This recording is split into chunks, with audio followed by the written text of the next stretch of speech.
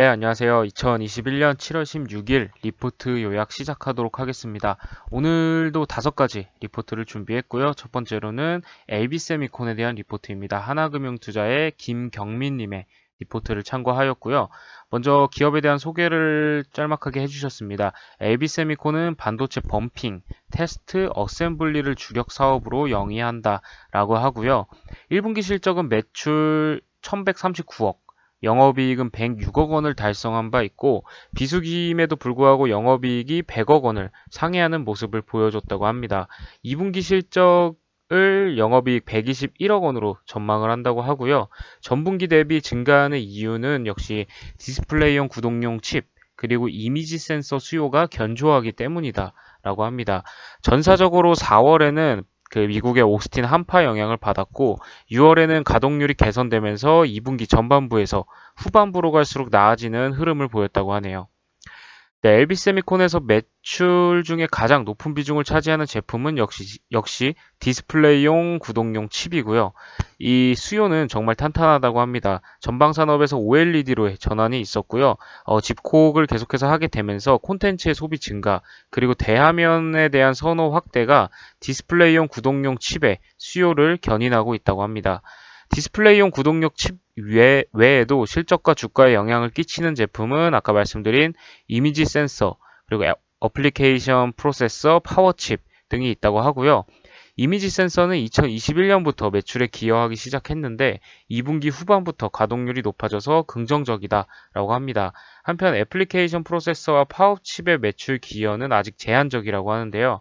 다만 상반기에 오스틴 한파에 따른 영향을 받았고 현재 기준으로 가동률이 더 이상 하락하지 않아 바닥을 통과한 것으로 판단한다고 합니다. 이와 같은 업황을 종합적으로 반영했을 때 2021년 연간 실적을 영업이익 500억 원으로 예상한다고 합니다. 참고로 작년의 영업이익은 428억 원이었네요. 네, LB세미콘처럼 반도체 후공정을 담당하는 한국 기업들은 오스틴 한파 영향으로 상반기에 관심을 적게 받다가 가동률이 하락하지 않는다는 시그널이 확실해지자 소외된 국면을 벗어났다고 합니다. 메모리 반도체 업종에서 피크아웃 우려가 상존하다 보니까 7월부터 비메모리 반도체 관련주에 대한 관심이 쏠리고 있다고 하는데요. 중소형주에서 메모리 반도체 관련 매출 비중이 높은 기업이 대다수를 차지하고 있기 때문에 이 LB세미콘처럼 비메모리 반도체 업종의 퓨어 플레이어에 해당하는 기업이 많지 않다고 합니다. 따라서 이 LB세미콘에 대한 투자자들의 관심이 더욱 커질 것으로 전망한다고 하네요.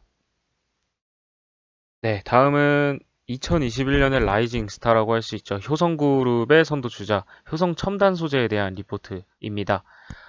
키움증권의 이동욱, 건준수님의 리포트를 참고하였고요. 먼저 제목은 4개의 엔진으로 달린다라고 적어주시면서 4개의 사업부분 모두에서 호조를 보이는 그런 모양새를 설명을 해주셨습니다. 먼저 타이어 코드 부분에서 보면요. 가격이 작년 하반기 이후에 강세를 지속하고 있다고 합니다.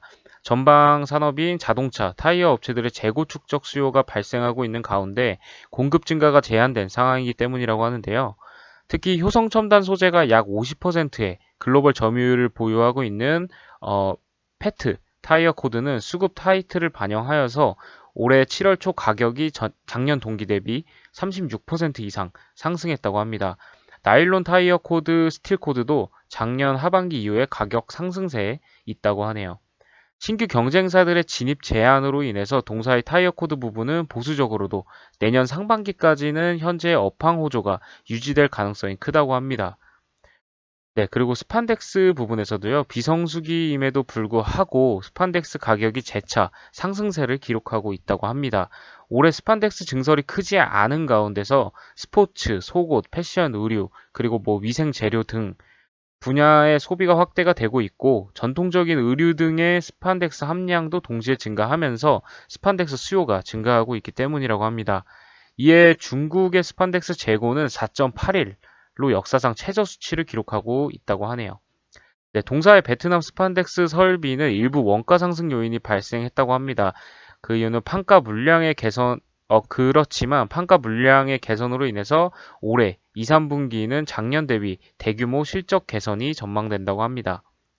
네, 다음으로는 아라미드 관련해서 설명을 해주셨는데요. 올해 하반기부터 동사의 아라미드 부분 실적이 큰 폭으로 개선될 전망이라고 합니다.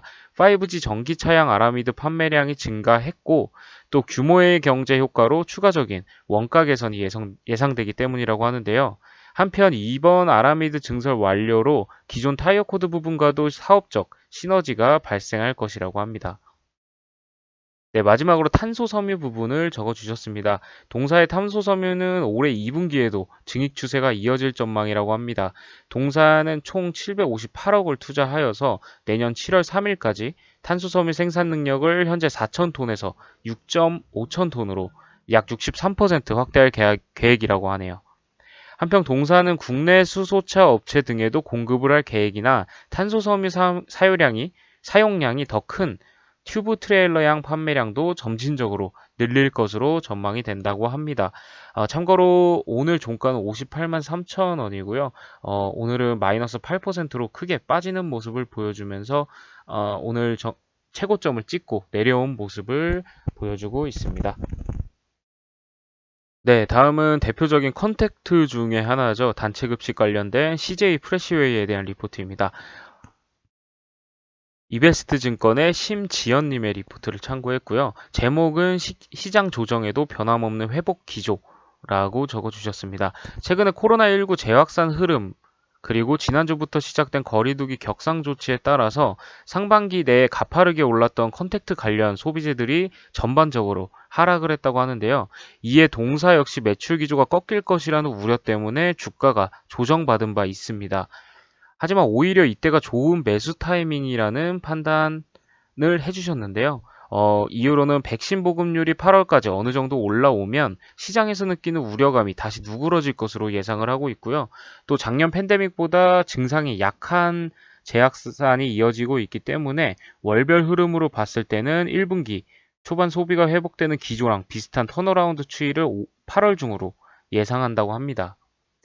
네, 외식 단체 급식 부분에서 조용한 선방이 있었다고 하는데요. 먼저 재확산에도 불구하고 아직까지 동사 매출은 기존 시장 눈높이 대비 유의미한 하락 기조를 보이고 있지 않는 것으로 파악한다고 합니다. 먼저 외식 급식 유통 부분에서는 재확산이 본격적으로 시작되기 전까지 이 전방적인 점진 회복이 이어지고 있었고, 국내 골프장 경로로의 실적이 좋았다고 합니다. 또 프랜차이즈 쪽은 올 상반기 내 상당 부분 거래처 수가 올라와서 매출이 늘고 있는 상황이라고 하네요. 다만 3분기는 현재 시장 위축 흐름에 따라서 오피스 그리고 급식 경로 위주의 일시적인 소폭 감소를 예상한다고 합니다. 네, 그리고 또 단체 급식 부분에서는요, 신규 계약 추가분에서 여전히 향후 주요 투자 모멘텀을 찾고 있다고 하고요. 최근에 들어간 세계 대형 신규 계약의 예상 합산 연간 규모는 140억 원에서 160억 원 가량으로 파악이 된다고 합니다. 향후 3분기보다는 4분기 위주로 추가 계약이 붙을 것으로 예상된다고 합니다. 참고로 목표 주가는 4만 5천 원으로 상향 조정했고요. 현재 종가는 3만 2,200원입니다. 네, 다음은 어제 급상승에 이어서 오늘도 상승으로 좋게 마감을 한 농심에 대한 리포트고요. 하나투자증권의 손효준님의 리포트를 참고했습니다. 먼저 실적 같은 경우에 예견된 부진이라고 합니다. 연결 매출액 6,291억 원, 영업이익은 200억 원으로 전년 동기 코로나19에 따른 수요 급증에 대한 베이스 부담, 그리고 원가 부담이 더해져서 부진하긴 하지만 시장 기대치에는 부합하는 실적이 나올 것으로 예상을 하고 있습니다. 국내 같은 경우에는 라면과 스낵 모두 전년 동기 베이스 부담으로 인해서 매출액은 감소할 것으로 전망을 하고 있고요. 미국 같은 경우에도 전년 동기 높은 베이스 에도 불구하고 10%는 성장하긴 하지만 원달러 환율 하락으로 인해서 원화 기준으로는 소폭 성장할 것으로 예상한다고 합니다. 중국 사업 같은 경우에는 전년 베이스 부담으로 인해서 매출을 감소할 것으로 예상하고 있고요. 반면에 일본 사업 같은 경우에는 10% 성장하면서 양호한 성장세가 지속될 것으로 전망을 하고 있습니다. 네, 전년 코로나19 특수 효과로 국내와 해외 라면 수요가 급증하면서 사상 최대 실적을 기록한 바 있습니다. 올해는 이 부분에 대한 베이스 부담과 최근 상승한 원가 부담이 더해져서 실적 부진은 단기적으로 불가피하다라고 적어주셨고요. 실적 모멘텀은 베이스가 편안해지는 하반기로 갈수록 회복될 것으로 전망을 하고 있습니다. 모두가 예견한 부진한 상황 속에서도 향후 긍정적으로 기대해 볼 수 있는 투자 포인트를 적어 주셨는데요. 원가 부담이 가중된 후에 가격 인상 가능성이라고 합니다. 최근 경쟁사 오뚜기가 10년 만에 대표 라면 제품의 가격 인상을 발표함에 따라서 동사 역시 인상할 가능성이 높아졌다고 하는데요. 단기적으로 가격 인상을 단행하지 않아도 경쟁사가 가격 인상을 했기 때문에 마켓시ェ어 확대가 용이해졌다는 점도 긍정적이라고 합니다. 아직 가격 인상에 대한 부분은 실적 추정치에 반영하지는 않았지만 가시화가 된다면 최근 낮아진 실적의 눈높이는 높아질 것으로 예상이 된다고 하네요. 네, 다음은 삼성전기에 대한 내용이고요. 대신증권의 박강호, 이문수님의 리포트를 참고했습니다. 먼저 실적 부분부터 살펴보면 영업이익은 2분기 3,265억 원으로 YOY 215% 성장입니다.